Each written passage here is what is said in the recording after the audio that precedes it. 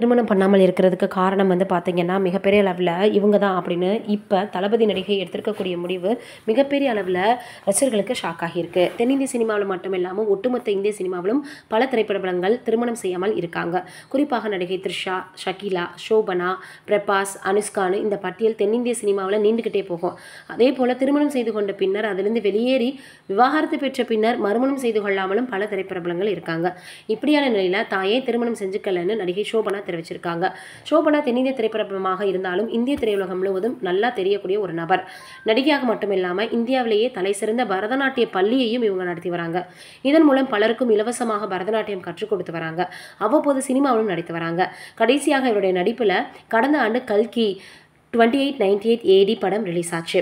இந்த படம் மிகவும் முக்கியமான கதாபாத்திரம் இவங்களுக்கு கொடுத்திருந்ததுன்னு தான் சொல்லணும். ஷோபனாவை பொறுத்தவரை தென்னிந்திய சினிமாவில் பல முன்னணி நடிகர்களுடன் இணைந்து நடிச்சிருக்காங்க. இவங்க தனது சினிமா வாழ்க்கையினை குழந்தை நட்சத்திரமாக நடித்து தொடங்கியவங்க. கமலஹாசன் நடிப்பில் வெளியான எனக்குள் ஒருவன் படத்தின் மூலம் கதாநாயகியாக அறிமுகமானாங்க. பின்னர் பல வெற்றி படங்கள்ல நடிச்சிருக்காங்க. குறிப்பாக இது நம்ம ஆளு, சிவா, எங்கிட்ட மோதாத, பொன்மனச்செல்வன், மல்லுவெட்டி மைனர், தளபதினு சொல்லிக்கிட்டே போகலாம். தமிழ்ல கமல், ரஜினி, விஜயகாந்த் உள்ளிட்ட பல முன்னணி நடிகர்களுடன் இணைந்து நடிச்சிருக்காங்க.